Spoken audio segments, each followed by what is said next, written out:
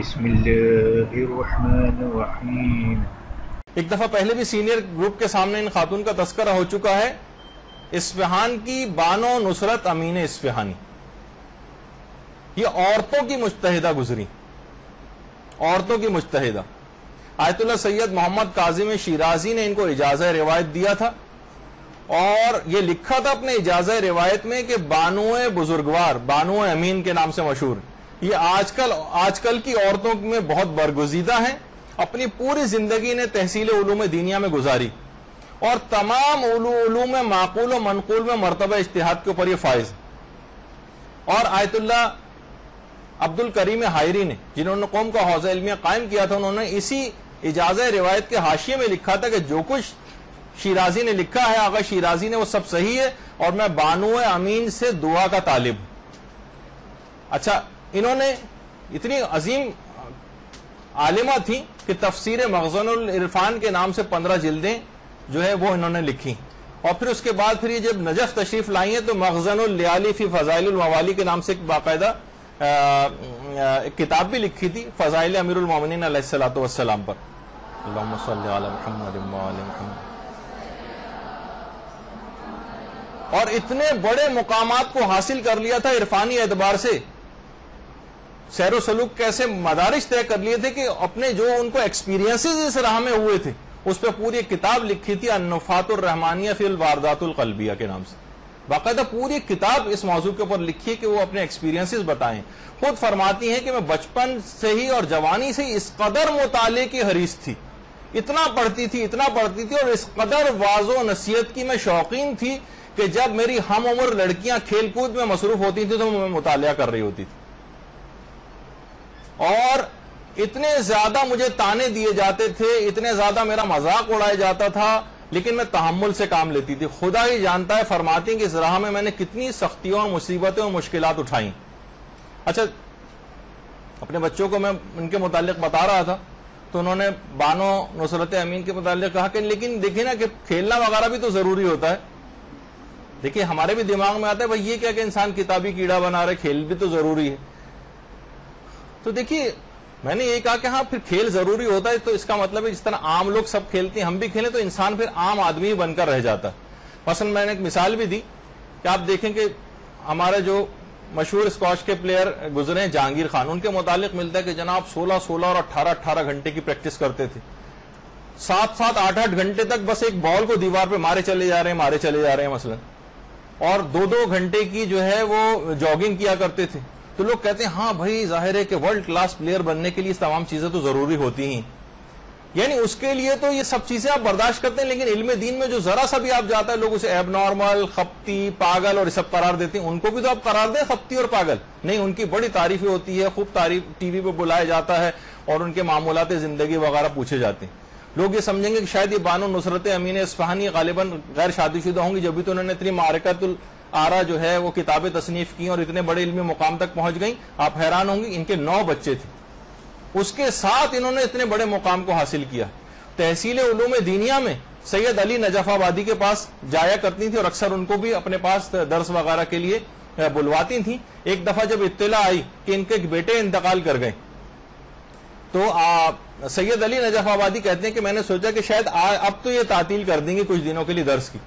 2 دن بعد ہی بانو کا ملازم آیا اور کہا کہ بانو نے آپ کو یاد فرمایا اور کہا کہ درس کے لیے تشریف لے آئیں، اور وہ کہنے لگے کہ جب میں ان کو پڑھانے کے لیے گیا تو دیکھ ان کو پہلے سے زیادہ طلب علم میں نے آمادہ پایا، خود نمائی سے اس قدر دور تھیں بانو امین اصفہانی کہ جب انہوں نے اپنی کتاب الاربعین الہاشمیہ کے نام سے کتاب لکھی تھی تو جس کے اندر توحید اور صفات الہی اور اخلاق کے احکام پر 40 حدیثوں کی شرح جو کی تھی وہ فلسفی اعتبار سے، عرفانی اعتبار سے، اصولی اور فقی بحثوں کے حوالے سے کی تھی۔ بڑی معرکۃ الآراء کتاب الاربعین الہاشمیہ۔ جب یہ کتاب لکھی تو خود کہتی ہیں کہ میرے شوہر تک کو علم نہیں تھا کہ میں نے ایسی کتاب لکھی۔ اس کی ایک وجہ یہ تھی کہ خود نمائی سے بھی بچنا تھا اور میں اپنے کام کو اس قابل بھی نہیں سمجھتی تھی کہ میں ایک کام کسی اور کو دکھا سکوں۔ فرماتی ہیں کہ یہ مقام، یہ جو مجھے حاصل ہوا ہے، یہ مقام جوانی میں لوگوں سے دوری اور دوستی خلوت سے میں نے حاصل کیا۔ یعنی جہاں آپ زیادہ لوگوں کے اندر انوالو ہوں گی، ہر جگہ ہر تقریب کے اندر جانے پر تیار ہوں گی، بازاروں میں فالتو گھومنے پر تیار ہوں گی، کپڑوں اور جوتوں کی خریداری کے اندر جس حد تک انوالو ہوں گی، اتنا ہی آپ تمام ان چیزوں سے پیچھے ہوتی چلی جائیں گی. انتقال ہو چکا ہے ان کا. تو یہ خود فرماتی ہیں لوگوں سے دوری، یعنی آپ فضول قسم کی یہ جو میل ملاقاتیں ہیں، اس سے بچ کر میں نے اس مقام کو حاصل کیا. دوستی خلوت سے جو ہر وقت ہم لوگوں کے مجمع میں رہنا پسند کرتے ہیں، اس سے بچ کر میں نے اس مقام کو حاصل کیا. اور یہ فرماتی ہیں کہ یہ دو عمل ایسے ہیں، دوستی خلوت اور لوگوں سے دوری، کہ اس عمل سے جوانی ہی میں دل پہ پاکیزگی غالب آ جاتی ہے اور خدا کی طرف توجہ تامہ حاصل ہو جاتی، یعنی مکمل، اور گناہوں سے بچنے کا ایک ایسا ملکہ پیدا ہو جاتا ہے. بانو امین اصفہانی کا اصفہان کے اندر ان کا باقاعدہ مزار ہے اور یہ ان کی قبر مبارک ہے. اور اپنی زندگی میں باقاعدہ انہوں نے ایک دعا کی تھی اور دعا فوراً قبول ہو گئی تھی، اور پروردگار سے دعا کی تھی کہ پروردگار یہ ماہ مبارک رمضان میں اس کو ناقص نہیں بلکہ کامل طور پر گزارنا چاہتی ہیں. عورتوں کی جو ماہانہ نجاست کی وجہ سے اکثر روزے ان کے چھوٹ جاتے ہیں، دعا کی، اور اس دعا کے قبولیت کے بعد اپنی پوری زندگی کبھی سارزے سے نہیں گزری ماہ مبارک رمضان میں. اللہم صلی علی محمد و آل محمد. علم دین حاصل کرنا کیا واجب کفائی ہے؟ اس مقام تک حاصل کرنا کہ بس بانو امین اصفہانی نے حاصل کر لیا، اب کسی عورت کو کوئی ضرورت نہیں. کچھ تو نظر آئے، کوئی ایسی خصوصیات ظاہر ہوں. اتنے عرصے سے ماشاءاللہ بہت ساری خواتین ایسی ہیں جو 10-10 سال سے مدارس کے اندر پڑھ رہی ہیں، مختلف جگہوں پہ کچھ اپنے تئیں پڑھانے کی بھی کوشش کرتی ہیں، لیکن علمی اعتبار سے زیادہ آگے نہیں جا پاتی. کتابوں سے ان کو ایورجن اور ایک وہ محسوس ہونے لگتی ہے، اور مطالعے کی شوقین نہیں رہ پاتی ہیں. بس وہی پرانے نوٹس کو لوٹ پھر کر کے ہر جگہ مجالس کے اندر وہی پڑھتے رہنا، علمی طور پر آگے نہیں بڑھ پاتے. گویا اس لحاظ سے سمجھ لیا گیا کہ بس واجب کفائی تھا، بانو امین کر تو گئی. اول تو ان کا نام بھی آج بہت سی خواتین نے پہلی دفعہ ہی سنا ہوگا، لیکن بہرحال یہ کہ بس ہو تو گیا، اب ہمیں کیا ضرورت. تو دیکھیے ایک ایک شخص پر اس انداز سے علم دین حاصل کرنا ضروری ہے کہ کتنی آپ اس سے پہلے روایات سن چکی ہیں. بڑے علمی مقامات تک حاصل کرنے کے لیے اس رات کو باقاعدہ تڑپ کر پروردگار عالم سے دعائیں مانگیں.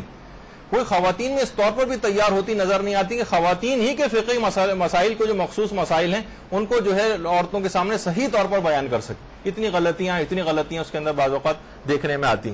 یعنی کسی اعتبار سے تو کوئی تو اس میں آگے بڑھے، کوئی تو اس میدان میں آگے آئے، کوئی بڑے مقامات کو حاصل کرنے کی کوشش کرے.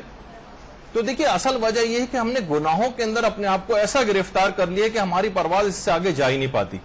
حجت الاسلام فاطمی یہ خود نقل کرتے ہیں کہ ایک دفعہ جب ہم آیت اللہ محمد حسین طباطبائی کے پاس گئے اور ان سے ہم پڑھنے کے لیے جاتے تھے، تو آیت اللہ محمد حسین طباطبائی کمرے میں تشریف لائے پڑھانے کے لیے.